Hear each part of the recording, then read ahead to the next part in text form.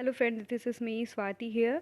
तो आज हम लोग इकोनॉमिक्स के कुछ एमसीक्यूज़ को कवर करेंगे जो आपकी सीयूसीटी एग्जामिनेशन के लिए बहुत इंपॉर्टेंट है। अगर आप स्पेशली बीएचयू के एमए इकोनॉमिक्स एंट्रेंस एग्जामिनेशन को देने जा रहे होंगे तो आप इस सीरीज़ को ज़रूर देखते रहिएगा, क्योंकि आपके लिए ये बहुत हेल्पफुल रहेगी। ओके। और अगर आप मेरे चैनल पर नहीं होंगे तो चैनल को सब्सक्राइब कर लीजिएगा, बेल आइकन प्रेस करना नहीं भूलेगा, क्योंकि यहाँ पर आपको एमए इकोनॉमिक्स की प्रिपरेशन देखने के लिए भी मिलेगी। तो हम लोग क्वेश्चन पे चलते हैं। कल हमने 3 क्वेश्चंस कवर किए थे। अब हमारा नेक्स्ट जो है क्वेश्चन है पहला, the author of liquidity preference theory is. तो जो जेम किन्स है वो हमारे ऑथर है लिक्विडिटी प्रेफरेंस थ्योरी के। लिक्विडिटी प्रेफरेंस थ्योरी जो है बहुत इंपॉर्टेंट है, तो इस थ्योरी को आप कवर ज़रूर कर लीजिएगा अपने एग्ज़ाम के लिए। तो अभी बुक का नाम जो है वो लिक्विडिटी प्रेफरेंस जो थ्योरी है, वो बुक के ऑथर कौन है? J M Keynes. ठीक है। नेक्स्ट क्वेश्चन देख लेते हैं। According to wages are paid out of residue that is left over after making of rent interest and profit. यानी जब हम रेंट इंटरेस्ट प्रॉफिट दे देते हैं तो जो वेज हमारा लेफ्ट ओवर होता है वो ये किसने बोला है? तो यहाँ पर याद रखिएगा, वॉकर ने बोला है। ओके। तो वॉकर जो है करेक्ट ऑप्शन है। नेक्स्ट देख लेते हैं, थोड़ा डिटेल में अब आगे के क्वेश्चन को कवर करेंगे। तो पहला क्वेश्चन है, अभी यहाँ से डिटेल आउट करते रहेंगे। Implicit cost are. Implicit cost क्या होती है? तो याद रखिएगा कि जो हमारी कॉस्ट होती है वो 2 तरीके की होती है, एक एक्सप्लिसिट और एक होती है इम्प्लिसिट। मतलब हम जब टाइप्स देखते हैं तो एक इम्प्लिसिट और एक एक्सप्लिसिट। इम्प्लिसिट कॉस्ट वो कॉस्ट होती है जो हम खुद को देते हैं। जैसे मान लीजिए आपकी कोई इंडस्ट्री है, तो आप वहाँ पर काम कर रहे हो, अपने आइडियाज़ लगा रहे हो, अपने सारी चीज़ें लगा रहे हो, क्या खुद को आप पेमेंट करते हो? नहीं करते हो। तो वो कॉस्ट जो हम खुद के रिसोर्सेज को देते हैं या फिर खुद को देते हैं, तो वो हमारी इम्प्लिसिट कॉस्ट होती है। जबकि एक्सप्लिसिट कॉस्ट वो होती है, अगर सपोज़ आपका एक कोई भी इंडस्ट्री है, तो एक्सप्लिसिट कॉस्ट वो कॉस्ट होती है जब हम उस इंडस्ट्री को जो है इंडस्ट्री में कुछ लेबर्स को एम्प्लॉयड करते हैं और उस लेबर को जो है कुछ कॉस्ट पे करते हैं, तो वो हमारा बाहर जाता है ना। एक तरीके से हम आउटसाइडर्स को दे रहे हैं, तो वो हमारा एक्सप्लिसिट कॉस्ट हो गया। जो हम खुद को देते हैं वो हमारा इम्प्लिसिट कॉस्ट हो गया। तो यहाँ पर ऑप्शन जो है सी जो है करेक्ट है। तो कॉस्ट जो होता है 2-3 चीज़ों से मिलके बना होता है आपका। एक होता है आपका इम्प्लिसिट और दूसरा आपका होता है एक्सप्लिसिट। ठीक है। एक्सप्लिसिट जो हम दूसरे को देते हैं और इम्प्लिसिट जो हम खुद को कर देते हैं। तो ऑप्शन सी करेक्ट है। नेक्स्ट हमारा है economies and diseconomies of explain why the. तो यहाँ पर जो ऑप्शन है पहला, short run average fixed cost curve decline as long run as output increases.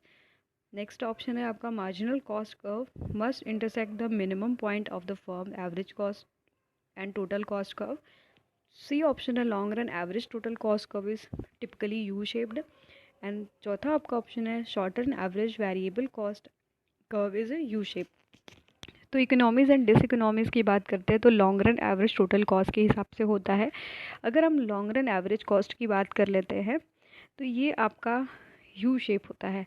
ठीक है। एल ए आपका क्या दिया हुआ है? आरसी। ठीक है। तो यहाँ पर जो फर्स्ट पार्ट होता है इसमें हम क्या देखते हैं? इकोनॉमीज़ देखते हैं। और सेकंड पार्ट में हम डिस इकोनॉमी देखते हैं। तो इकोनॉमीज़ ऑफ स्केल का मतलब होता है कि अगर आपका कॉस्ट कम लग रहा है और आउटपुट अच्छा खासा निकल रहा हो, तो वो इकोनॉमीज़ होती है। जबकि डिस इकोनॉमी में क्या होता है कि हमारी कॉस्ट जो है वो क्या लगती है? ज़्यादा लगती है और हमको आउटपुट भी क्या होता है? ज़्यादा मिलता है। तो यहाँ पर कॉस्ट ज़्यादा लग रही है, इसलिए इस वजह से डिस इकोनॉमीज़ ऑफ स्केल है। ठीक है। अब इस ग्राफ में हम देखेंगे तो जो हमारा अभी हमने ग्राफ ड्रॉ किया था, तो जो हमारा ग्राफ है इसमें अगर हम फर्स्ट पार्ट देखेंगे तो ये फर्स्ट पार्ट में हमें जो है इकोनॉमीज़ मिल रहा है। क्यों? क्योंकि हमें कॉस्ट और जो कॉस्ट डिक्लाइन कर रहा है और हमारा क्वांटिटी बढ़ रहा है। तो ये ग्राफ अब देख रहा है कि इतना पार्ट जो है आपका क्या है? डाउनवर्ड स्लोपिंग है। डाउनवर्ड स्लोपिंग मतलब कॉस्ट यहाँ पर होगी और क्वांटिटी यहाँ पर होगी। जब किसी के बीच में एक नेगेटिव रिलेशनशिप बनता है तो हमारा डाउनवर्ड स्लोपिंग होता है। अब हम दूसरे पार्ट की बात कर लेते हैं जहाँ पर डिस इकोनॉमी है। वहाँ पर हम देख रहे हैं कि कॉस्ट भी बढ़ रही है, क्वांटिटी भी बढ़ रही है। तो इस वाले केस में हमारा जो है एक पॉजिटिव रिलेशनशिप दिख रहा है। इस वजह से ये जो ग्राफ है वो अपवर्ड स्लोपिंग है। क्लियर? तो इस वजह से यहाँ पर इकोनॉमीज़ एंड डिस इकोनॉमीज़ की बात करेंगे तो long run average total cost curve is typically U shaped. Option third is correct. Okay. Next part देख लेते हैं। If the short run average variable cost of production for a firm are rising then this indicates that। ये क्या indicate करता है आपका? तो पहला है आपका average total cost are at maximum, आपके एवरेज टोटल कॉस्ट मैक्सिमम पे है। दूसरा पार्ट है आपका average fix cost are constant, यानी आपका एवरेज फिक्स कॉस्ट कांस्टेंट है। नेक्स्ट है आपका C marginal cost are above average variable cost, यानी मार्जिनल कॉस्ट जो है आपके एवरेज वेरिएबल कॉस्ट से ऊपर है। चौथा आपका ऑप्शन है average variable cost are below average fix cost. तो याद रखिएगा पहले short run average variable cost क्या होता है। तो एवरेज वेरिएबल कॉस्ट जो होता है वो टोटल वेरिएबल कॉस्ट को जब हम आपकी क्वांटिटी से डिवाइड कर देते हैं तो हमें मिलती है short run average variable cost. Okay, यानी हम जो वेरी करवा रहे हैं, हमें पता होता है कि शॉर्ट रन में हम दो चीज़ें वेरी करवा सकते हैं। एक चीज़ सिर्फ वेरी करवा सकते हैं, वो है आपका वेरिएबल फैक्टर, जबकि फिक्स फैक्टर को हम क्या करते हैं, वेरिएबल नहीं करते हैं। ठीक है, तो हम जो है सिर्फ जो हमारा वेरिएबल फैक्टर, यानी हम आउटपुट बढ़ाने के लिए जो वेरिएबल फैक्टर को बढ़ा रहे हैं, तो जो उस पर कॉस्ट लग रही है वो हमारी टोटल वेरिएबल कॉस्ट हो गई।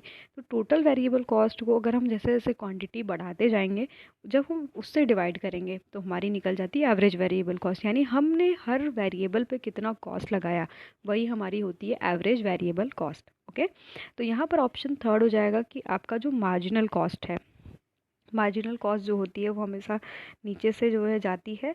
एवरेज वेरिएबल कॉस्ट जो होती है वो आपकी इस तरीके से रहती है। ठीक है, ओके, तो यहाँ पर जो है आपका average cost sorry marginal cost are above average variable cost, यानी आपका इस तरीके से ये एवब रहेगी आपके एवरेज वेरिएबल कॉस्ट से।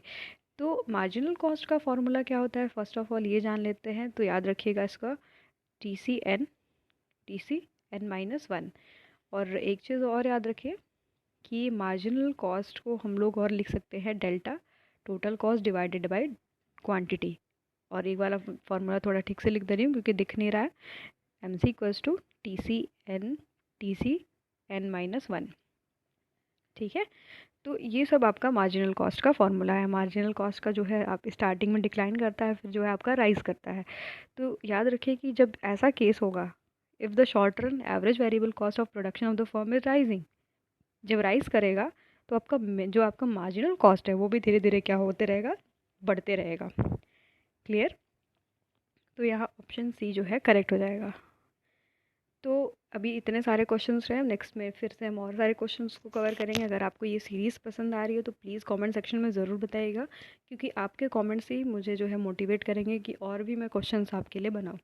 और अगर आपको एक्सप्लेनेशन अच्छा लगा हो तो आप मेरे जो है कोर्स को ज्वाइन कर सकते हैं, जो कि बहुत मिनिमम प्राइस में BHU स्टडी कैपिटल पे अवेलेबल है, जहाँ पर रिकॉर्डेड लेक्चर, लाइव लेक्चर, साथ साथ आपको कंटेंट और प्रीवियस ईयर पेपर का सॉल्यूशन करवाया जाता है। और एग्ज़ाम के टाइम में मैराथन भी लिया जाएगा और आपको हमारे तरफ से गाइडेंस एंड सपोर्ट दिया जाएगा। तो हमारे कोर्स को ज़रूर परचेज़ कर लीजिएगा, जो कि आपके एग्ज़ाम को क्रैक करने के लिए बहुत हेल्पफुल होंगे। और चैनल को ज़रूर सब्सक्राइब कर लीजिएगा, बेल आइकन प्रेस करना नहीं भूलिएगा। धन्यवाद।